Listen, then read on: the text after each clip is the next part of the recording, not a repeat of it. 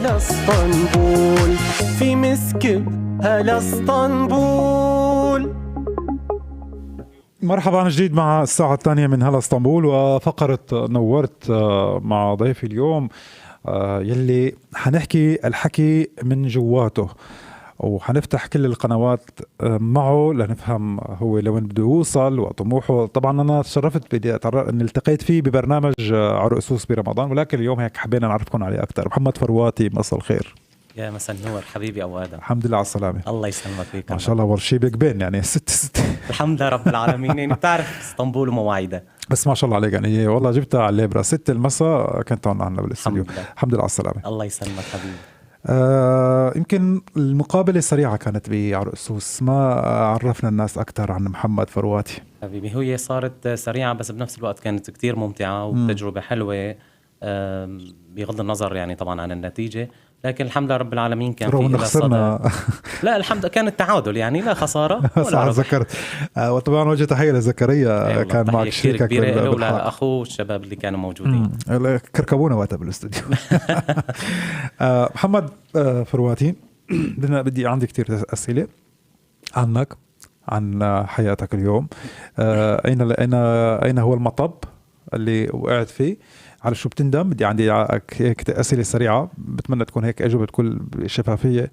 لكن قبل ما نبلش نعرف الناس عن محمد فرواتي أكتر، حابب وأنا من الناس اللي أدمنت على صوتك يعني بصراحة شيء بصوتك تحية لكل متابعي هالاسطنبول. طبعا هلا أول شيء أنا بحيي كل جمهور مسك اف ام وبحييك تحية خاصة لك أبو آدم الغالي، لأنه اللي ما بيعرفك بيجهلك. الله يبارك فيك يا رب. يمكن أغلب العالم تعرفك من وراء الشاشة أو من وراء الإذاعة، لكن لما بيحتكوا فيك بيكتشفوا والله مو رياء يعني، ولكن أنت بتستاهل كل خير.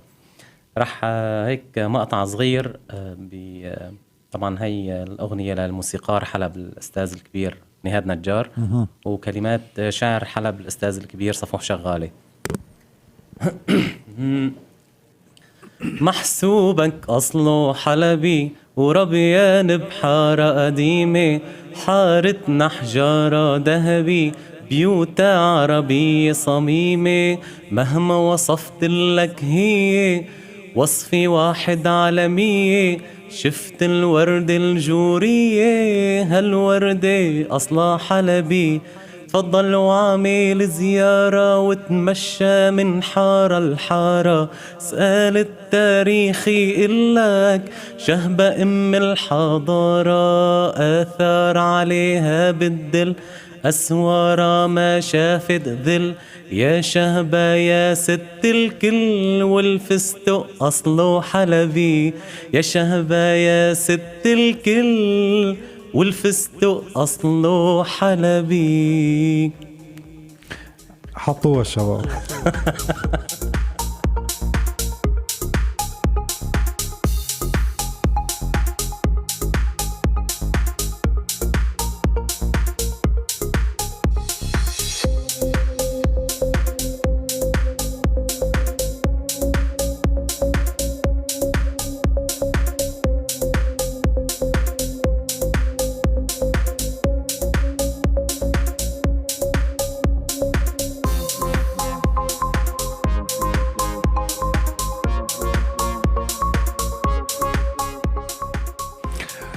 محسوبك أصله حلبي ونام من حلب. اليوم ابن حلب ابن محافظة معروفة بالطرب، يعني بخط فني ما ممكن تحيد عنه. نعم.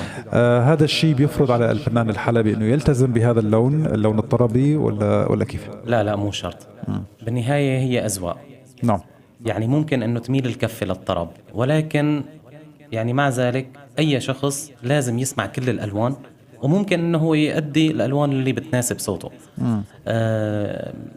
يعني بشكل عام في يعني اذا رح نجي نحكي على الاغاني الاجنبيه، في عندك الروك والجاز والراب، ففي يعني مجال كبير. وبالنسبه للعربي في عندك الطرب وعندك الساحلي وعندك الحديث والحرك، فلازم واحد يسمع كل شيء حتى دائما يكون أفكار ويكون في عنده من كل بستان زهرة. جميل هذا الكلام. ويعني أوكي أنت قادر أنك تتلون هذا المفروض. هذا المفروض. ما تحصر حالك بزاوية معينة إنه أنا ابن حلب معناتها لازم أغني الطرب الحلبي. لا، يتميز ممكن بخامة الصوت اللي هي بتطلع الطرب الحلبي معه أنجح، ولكن لازم هو يحاول إنه يتكيف مع كل الألوان. اليوم هل هناك دخلاء على الطرب الحلبي؟ ما فيني أقول لك دخلاء، بالنهاية مثل ما الحلبي بده يؤدي الشغلات التانية اللي هي خليني أقول لك الساحلي والجبلي و إلى آخره. فاليوم أنت تطلع مثلا على تونس بيأدوا الطرب الحلبي أكثر من كتير ناس ممكن أنه هي تكون موشحات اندونيسية. نعم يعني بيسمعوا شيء الله يرحمه صباح فخري بشكل إدمان. إذا جينا طلعنا على 100 خصوصا المغرب العربي. صدقت فيما تحدثت. لكن محمد اليوم بستضيف حدا بقول له شو بتغني، بيقول لك بغني كل شيء.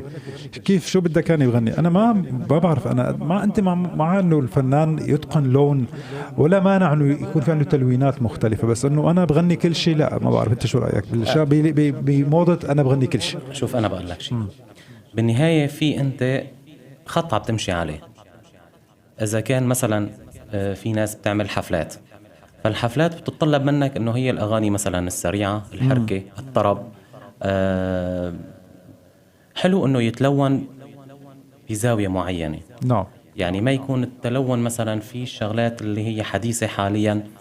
يعني ما بدي اقول لك انه انا ما بسمع، هي مفروضه عليك، ان كان بالسياره وان كان باي مكان ممكن تروح عليه، بكافيه، بمطعم، ممكن انك انت تسمعي الاغاني إن كانت الحركة، وإن كان حتى ممكن أنك أنت تروح على أعراس يكون في مثلا مطرب ما ممكن أنك أنت بغض النظر عن الشخص، عم نحكي عن التول، ما بتحب أنت هذا التول اللي عم يغني، ولكن أنت بدك تسمع ومضطر أنك أنت تعطي إذنك لكل الألوان. بس بس التخصص مع أنه الفنان بيغني كل شيء، نعم أو لا؟ لا. بدنا نشيل الوطن أو الغربة حسب طلبات المتابعين.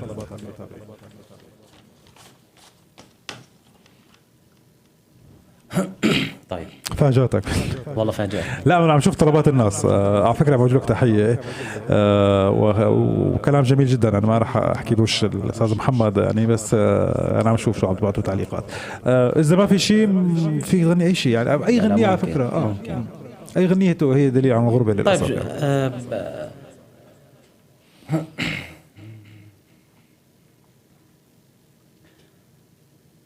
سوريا هواكي ساكن جوا الروح، سوريا هواكي ساكن جوا الروح، ما مننسى دفاكي يا بلدي مطرح ما منروح، ما مننسى دفاكي يا بلدي مطرح ما منروح، مهما غبنا وتغربنا تبقي روح الروح، مهما غبنا وتغربنا تبقي روح الروح، منغني لك ونصلي لك تشفي من الجروح، منغني لك ونصلي لك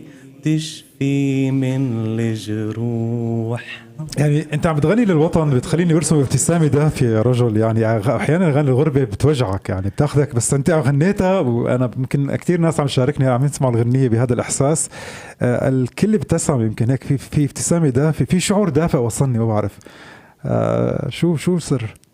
شوف الحنين الى الوطن هذا موجود وين ما رحت، صح، بغض النظر عن اي شيء بس اسلوبك بالغنيه يا محمد، اسلوبك بالغنيه فيه شيء طيب اذا ما حسيت انا بالغنيه قبل ما اغنيها فما لازم اغنيها. أعرف يا رجل عن جد حلو. تحياتي لعبير لمحمد. بيقول ممكن نفتح فتح الاتصالات. رضوان زمار لولي حرقتي الطبخة، الله يوفقك ركزي على الطبخة طبقة أدعي لك مساء الخير. بتقول بدنا شيء للأستاذ أديب الدايخ بما أنه حضرتك حلبي ويا ريت يكون موال، فوالله ما أدري على ما هجرتني. هلا انا شخصيا كنت طمعان بانت جودي فصليني. انت جودي فصليني. صراحه يعني كنت ميال ان اسمع هيدش. طيب بنسمع شيء اسرع شوي. اوكي نسمع شيء اسرع. اخي غني وانا معك يعني. طيب يعني. هي مشان اللي ما رح يزعل مننا او اللي بده يزعل مننا ما يزعل مننا. طيب اوكي. علا لولا لولا لا يابا ليش الزعل يا خالة يابا ليش الزعل يا خالة واني عطيتك روحي يابا يلا عطيني بدلا يابا يلا عطيني بدلا والله لنصب مرجوحة يابا من سطوحي لسطوحة يابا بين سطوحي وسطوحة وبلكي عدي محبوبي يابا يوصف للعل دوا يابا يوصف للعل دوا. شو أكتر شغلات وقت الناس بتسمع صوت محمد بيقولوا لك صوتك 1 2 3؟ حنون غير حنون. شوف بمرحلة من المراحل أنا إذا بتسمح لي طبعا أوجه تحية كتير كبيرة للي أستاذي اللي هو له فضل علي كتير من بعد رب العالمين، الأستاذ عبد الله الدنبرة. هو مدير فرقة صدى حلب اللي أنا عضو فيها. طبعا كتير تعلمت منه وعطاني الثقة بالنفس. يعني عطاني شغلات صرت أتعلمها ما كنت بعرف مقامات، صرت أعرف مثلا مقامات، صرت أعرف مثلا أدى حدود صوتي أو لما بدي أغني. تثقفت موسيقيا. محمد بعد الفاصل بسألك اليوم أنت وين على الساحة الفنية، مما تخاف ومما تهاب. بعد الفاصل الحديث أكثر وأكثر مع ضيفي محمد فرواتي. نورت بعد الفاصل. في مسكب هلا اسطنبول، في مسكب هلا اسطنبول.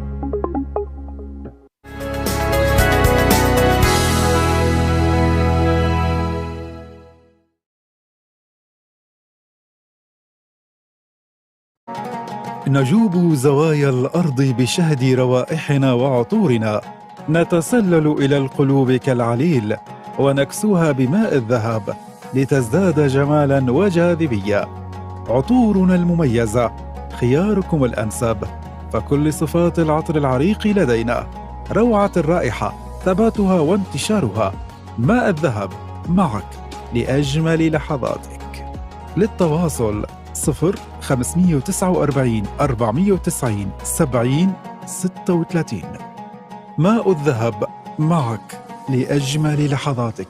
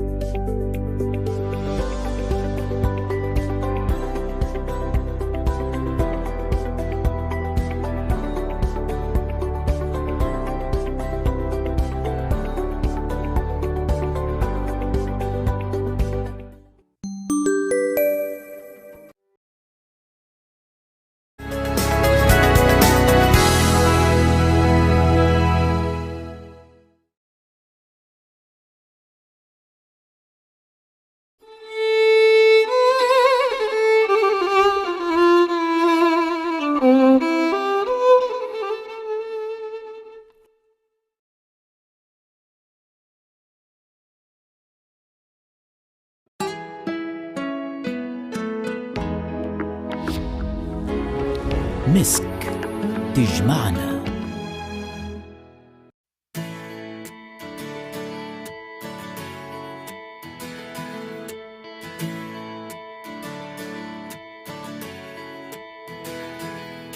مسكوا عم تعالى هالراي لمحبتنا أحلى حكاية إيد الطبطب جرح وهم إيد تغني فرحة تلم إيد بترسم بكرة أحلى خطط للأيام الجاية مسك الحب بيجمعنا كلنا سوا مسك الفرحة بغربتنا سوا مسك الحب بيجمعنا كلنا سوا مسك الفرحة بغربتنا سوا مسكوا كلمة بتنقل فكرة تزرع بسمة وضحكة وعبرة نحن صوتك لما تنادي مسك بتحلى العيشة معاها مسك بكل لحظة بنسمعها مع مسك يومك مش عادي مسك الحب بيجمعنا كلنا سوا مسك الفرحة بغربتنا سوا مسك الحب بيجمعنا كلنا سوا مسك الفرحة بغربتنا سوا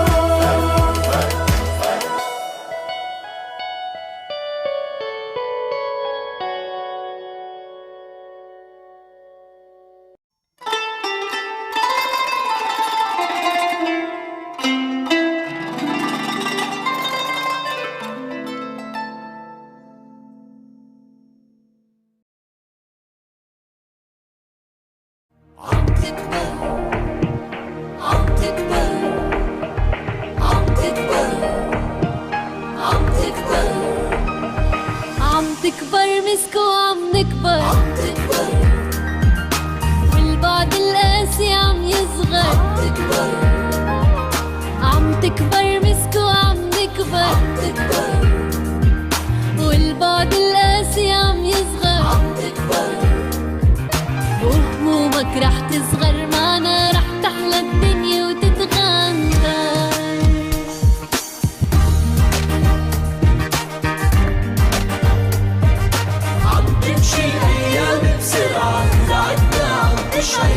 مسكب هلا اسطنبول في مسكب هلا اسطنبول.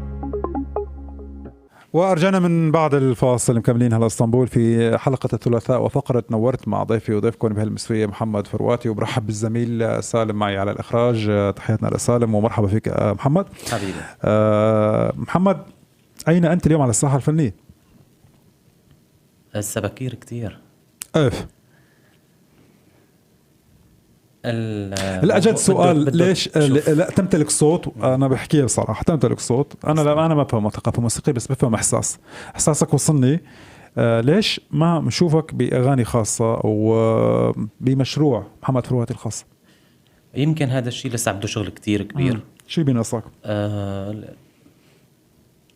لسه في يعني انا قلت لك من شوي انه انا حاليا عضو بهي الفرقه مشان اتعلم واتدرب. ما فيك انك انت اذا تعلمت مقام فانت صرت ضليع. بدك تتعلم تتثقف وتسمع وتجرب، ومثل ما بيقولوا في مصطلح يعني موسيقي بيقول لك بدك تفتح صوتك. محمد، مع ما يقول اللي تقول اللي قبل بيقولوا كانت النجوميه صعبه، بتقول لهم اليوم اصعب؟ نعم او لا؟ كيف؟ النجومية بيقولوا قبل بالماضي كانت صعبة لا توصل على الإذاعة، صعب انك تعمل غنية صعب، وصعب انك الناس تعرفك. اليوم بظل هذا خلينا نقول العالم المفتوح، يقول البعض اليوم النجومية لسه أصعب من زمان. نعم أو لا؟ بالعكس تماما، هي أسهل بكتير، وخصوصا على انفتاح مواقع التواصل الاجتماعي والسوشيال ميديا، صارت تسهل وصول أي شيء. بس تمرق مرور الكرام. يعني اليوم سمي لي حدا على الساحة أوكي في غنية ضربت، غنيتين، بس هل ترى بقي عندك؟ أنا كمستمع كتير بحب الفنان نصيف زيتون. كنت توقعت اكيد لا يخلو الامر. لا يخلو الامر. هلا نصيف لانه استمر من بيعمل شغلات حلوه. تمام. طيب خليني ارجع للطرب الحلبي. انت ما بس تقريبا انه اوكي حالة ما فنان استمر وعمل على حاله وضوء، لكن ما جاوبتني نعم او لا. اليوم النجومية اصعب بما انه اليوم العالم مفتوح بالخيارات كثيرة. انا محمد فرواتي اوكي بحضر انتك على يوتيوب لو بحضر غير شيء، ما خلاص ما بحضر شيء تاني. يعني الخيارات عندي انا كمتلقي كبيرة وكثيرة. نعم او لا. النجومية سهلة ولكن الاستمرارية صعبة. خلينا هون الاستمرارية صعبة. نسمع شيء.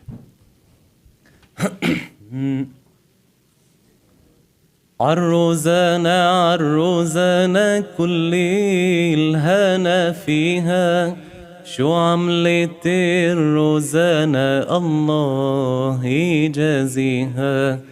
يا رايحين لحلب حبي معكم راح، يا محملين العنب تحت العنب تفاح.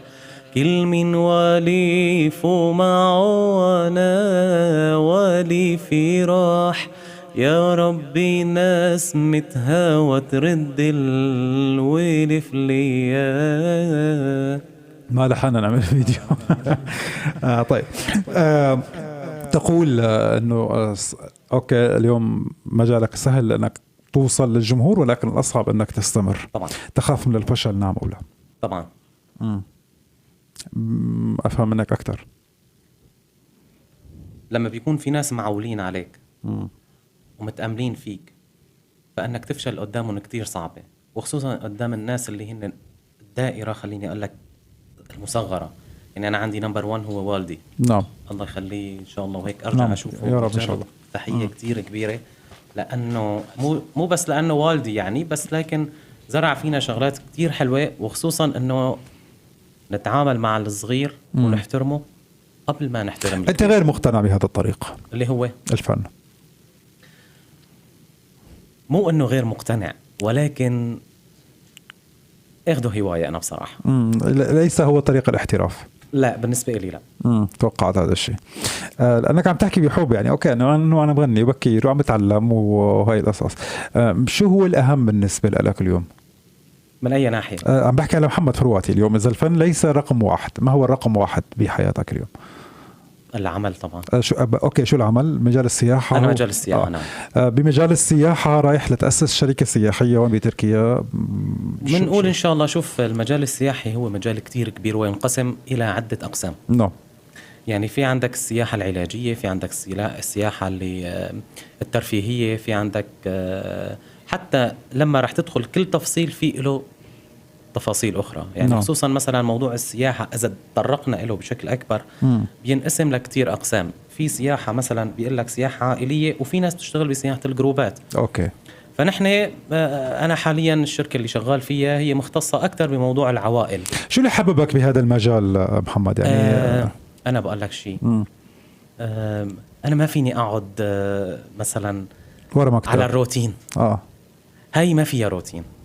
كل يوم ممكن تكون في مكان، وكل ساعة أنت بمكان. ممكن اليوم تكون في اسطنبول، بكرة تكون في بورصة. يعني لا لن تمتهن الغناء، لن تحترف الغناء. أنا زلمة أذهب إلى مجال السياحة وحلمي أن أكون لدي شركة سياحة. نعم. أبدا. نعم. نعم. ما عم بفكر. لا خليني أنا قلت لك مجال الفن هو هواية أكثر من إنه يكون مجال عمل. جميل. يعني حسيت، بس على فكرة الناس كتير حبت الصوت وحبت الحضور وحبت إن شاء الله أكون عند حسن ظنهم كلهم، وبنفس الوقت نقدم شيء حلو. وموضوع الاستمرارية، يعني ما أنه أعدي أنا على برنامجك مرور الكرام، يكون أنا مثلا لما عملت شيء إن شاء الله أضيف بصمة حلوة، ترجع تخبرني مرة تانية تقول لي يا محمد أنا حابب تكون معي بكذا وكذا. والله إذا بدك بخبرك كل وقت، ما بتشرف فيك والله. حبيبي أنا الشرف لي أكثر. الله يخليك يا رب. محمد، ما الذي يستفزك في الفن ويجعلك أو يجعل الفن، ما بحب أحكي فصحى بصراحة، شو اللي بيخليك تنفر من الفن؟ يعني اليوم على الساحة الفنية، كونه الفن بالنسبة لك تحصيل حاصل، يعني رقم 2، ليس ذو أولوية. رجعنا على الفصحى. شو اللي بيخلي الفن ليس رقم مهم في حياة محمد فرواتي؟ شوف، يمكن لما لو ما نكون طلعانين مثلا من سوريا أو من حلب، كان اختلف الحكي. كان اختلف الحكي كتير. إنه كان ممكن أنا أستمر بهذا المجال وامتهن الفن بشكل كبير. اوكي. السبب انه شو السبب؟ انه الارضيه تكون متوفره؟ انت هون لا انت هون يعني برا بلدك. يعني مهما كان في لك هون ناس ومعروف وكذا، لكن بالنهايه اختلاف الثقافات. بس في ناس نجحت يا محمد وصار له جمهور بالعالم العربي. انت مش شو عم تقول اليوم نحن عالم مفتوح والنجوميه مقسم منا ما في؟ ايه طبعا، ولكن انا بقول لك كمان شغله كتير مهمه. اليوم انا متزوج وعندي 3 أطفال. نعم. يمكن لو اكون عزابي كان اختلف الموضوع وممكن احترف الغناء، لانه نعم. بالنهايه انت ما عندك هاي المسؤوليات. معي؟ معك. بينما انت في عندك مسؤوليه. طيب. في عندك انت شخص ظلمت او حوربت؟ حوربت لا. ظلمت نعم. لا كان في شيء صاير معك انت، في شيء صاير معك بهذا الدومين تحديدا، عم بحكي بمجال الفني، خلاك بتبتعد، يعني اصبح عندك تحصيل حاصل او شيء ثانوي بحياتك؟ لا ما صار شيء؟ لا مو هيك تماما. قلت لك انا لما بلشت، يعني هلا انا طلعت مع عده فرق مثلا انشاديه وبوجه لهم تحيه للكل دون استثناء. بس موضوع كتير كبير. الفن مو سهل. مو إذا كان واحد صوته حلو خلص طلع عمل فيديو كليب أو إلى آخره. الثقافة الفنية مهمة كتير كتير. طيب يعني حقيقة كلام كبير عم نحكي فيه، وإنه بنيجي نسأل إنه يا هل ترى اليوم كل الموجودين على الساحة يمتلكوا هذه الثقافة؟ ما فينا نحكي، لأنه أنا عم شوف بصراحة يعني حتى من خلال حضور بعض الفنانين للبرامج والحوارات، أنا بكتشف للأسف أنه لا، الفنان لا يمتلك حتى ثقافة الحوار. البعض بحكي طبعا البعض وليس. فالموضوع فعلا هي صورة متكاملة من ثقافة، من امتلاك حس كتير قصص وتفاصيل تغني الفنان صراحة. محمد فرواتي، أسمع مرة أخرى شيء هيك دندنة معك، شو حابب تسمعني؟ في شيء انت حابب؟ والله لك انا في ناس طالبه انشاد وقلبي بدك انا مو فارقه، بس حابب هيك اكمل معك او اسمعك. تفضل. يا إمام الرسل يا سندي أنت باب الله معتمدي، فبدنياي وآخرتي يا رسول الله خذ بيدي. قمرون قمرون قمر سيدنا النبي، قمرون وجميل وجميل وجميل سيدنا النبي وجميل.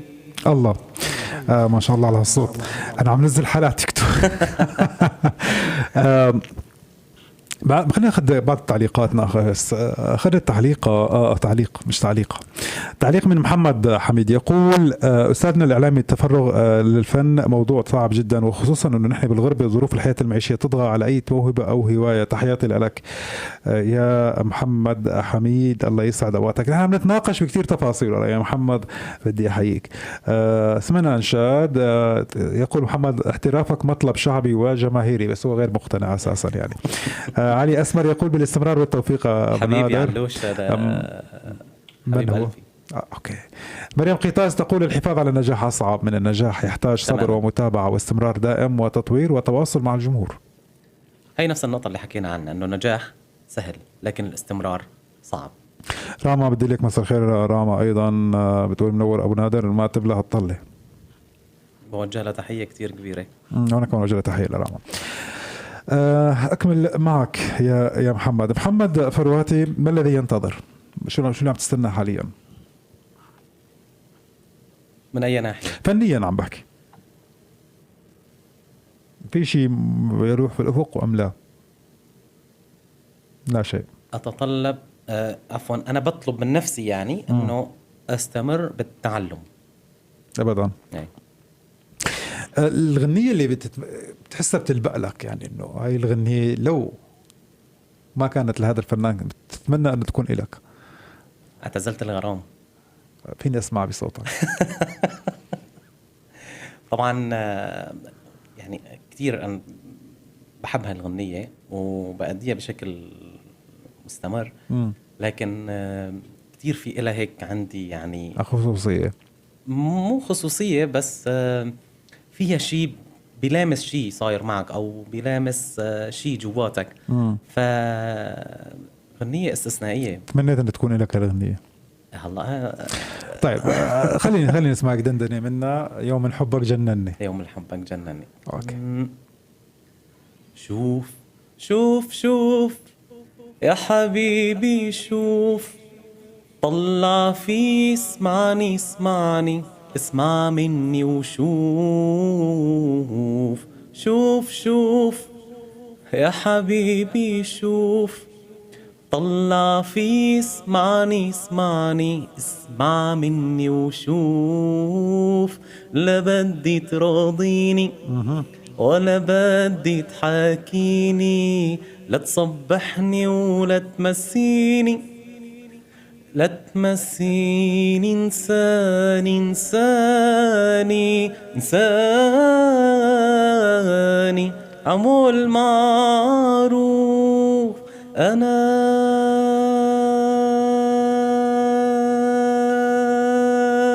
اعتزلت الغرام اعتزلت الغرام، يوم الحبك جنني يوم الحبك جنني. أنا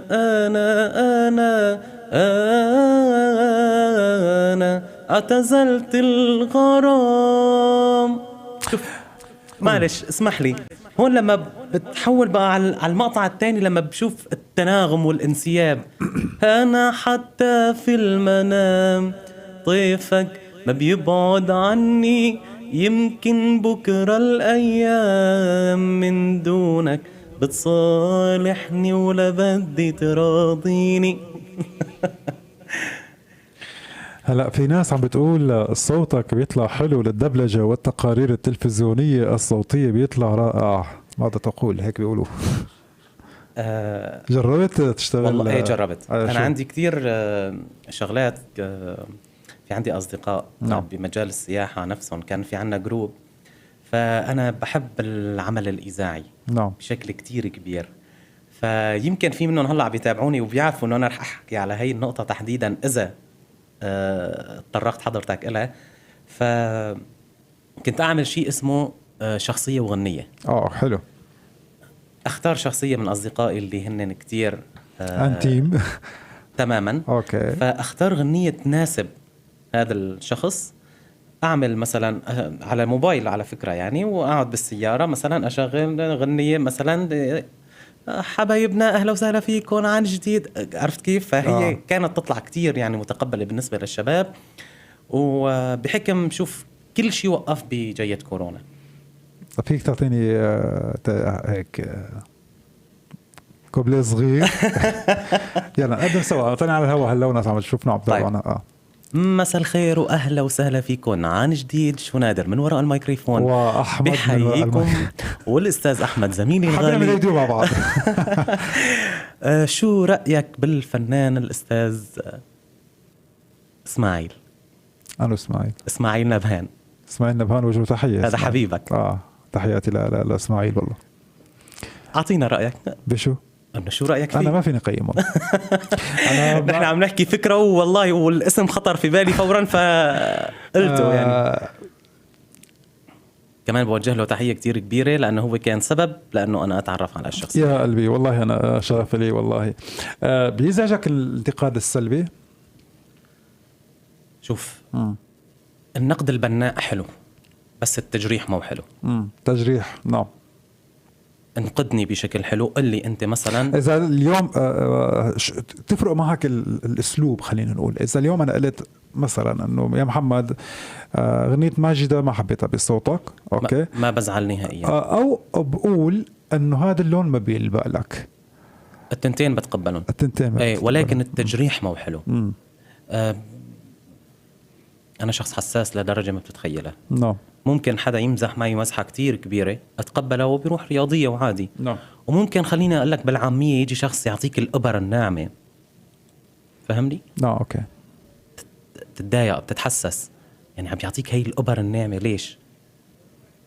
واجهني. في تحية من عبير بتقول الله يحفظك ويسلم الصوت، بتجنن ما شاء الله، وسلام منا ومن لين. ايه تماما، هدول يعني فيك تقول اختي وبنت اختي تقريبا. وجههم تحيه طبعا. ايه تحيه كتير كبيره، كنت اشتغل معهم بنفس المكان.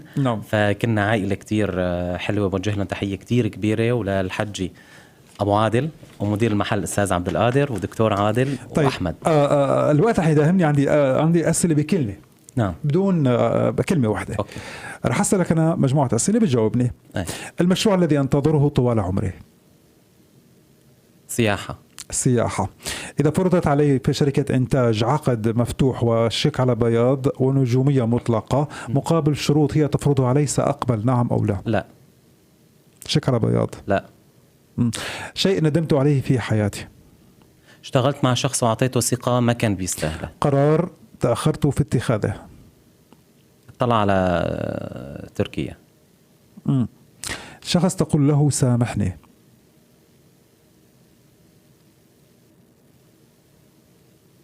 مدامتي، لأنه مقصر معها كتير. حبيت. أكثر شخص تنتظر منه اتصال أو تنتظر رسالة منه عبر الواتساب، مين الشخص اللي بتنبسط إذا شفت غير زوجتك؟ لا تمام. في كتير ناس. أعطيني شخص. ما فيني، صعب. لأنه في عندي كتير ناس يعني قريبين مني. طيب. شوف، خليني أقول لك شخص بفرح لما بيبعت لي أخوي محمود تحديدا. يا ريت نحدد اسم واحد. السلبية موجودة فيه وأعترف بها. طيب زيادة. لا طيبة مش سلبية، لا بدي سلبية موجودة. الثقة. بثق بالناس أنا بسرعة. تسمح لي بمصطلح في تجريح شوي. غشمنة بسميها؟ لا. لا مش غشمنة، عن طيبة، إنه أنا بثق مثلا. ما هي الطيبة الزايدة هي غشمنة يا محمد. شوف ممكن لكن بالنهاية أنت رح تكتشف هذا الشيء مع الوقت. يعني إذا كان هذا الشخص عم يمثل عليك أو لا، أو بده هاي منك أو لا، فهذا الشيء رح يبين. الشيء الوحيد الذي لن أسامح عنه شو هو؟ شخص بحياتي ما بسامحه نهائيا. لا شيء ما بتسامح عليه، مش شخص. عم أقول شيء إذا حدا عمله معك ما بتسامح عليه. الخيانة. غير الخيانة، بعرف الخيانة هي التوب، أكيد حدا يسامح. غير الخيانة شو؟ الغدر. حدا غدرك؟ ايه، في شخص غدرني وخانني وطبعا ما بدي أكون أنا سلبي زيادة عن اللزوم. يمكن شوف من شوي أنت ذكرت ناس اللي عم تتابعني ووجهنا لهم تحية، بيعرفوا كمية الإيجابية اللي الحمد لله رب العالمين. بحب إنه وين ما كنت أعطي هاي الإيجابية. أقل من 30 ثانية وقت تهمني، بدي أسمع هيك مقطع صغير كوبليه صغير ومننهي. طيب.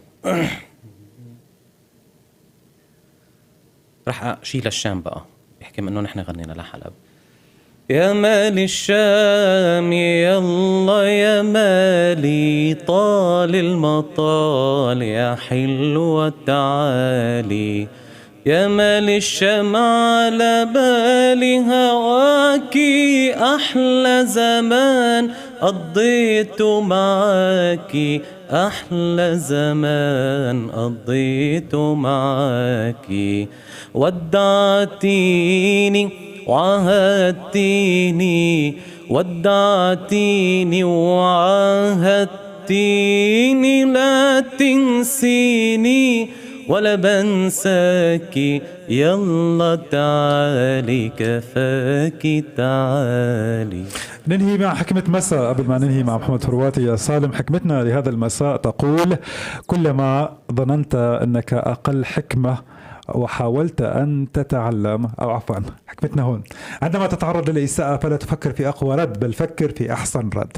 وقت تتعرض للإساءة لا تفكر بأقوى رد، فكر بأحسن رد. شكرا سالم، شكرا لحكمة مسا يلي بنتمنى أن مش بس كلام، نتمنى تترك أثر. محمد فرواتي شكرا لحضورك معي. أنا بتشكرك كتير، وبتشكر كل القائمين على مسك اف ام، خصوصا وراء الكواليس، لأنه بيكونوا مظلومين، فتحية كتير كتير كتير كبيرة لهم. هن بالواجهة والله. ايه بس لازم نذكرهم لأنه الله يعطيهم العافية بيتعبوا بشكل كتير كبير. وجه التحية أكيد. محمد فرواتي ضيفي وضيفكم بنورت الثلاثة القادم إن شاء الله ضيف جديد.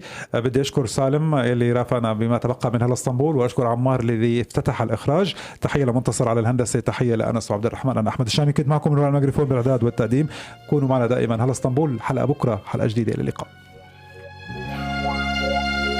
قالوا الغربة مرة وصعبة، فيها هم وتعب وغلبة، بس عيلتنا باسطنبول عيلة كبيرة وكلها محبة. يلا نتقابل على طول على كاسة شاي ومعمول، تحلى الأيام بجمعتنا في مسكب هلا اسطنبول.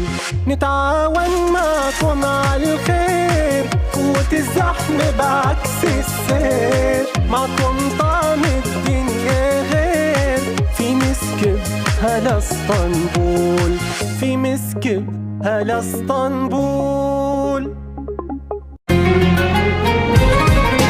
ميم محبة بتجمعنا، سين سعادة بلمتنا، كاف كلمة بتنفعنا، هيجي هي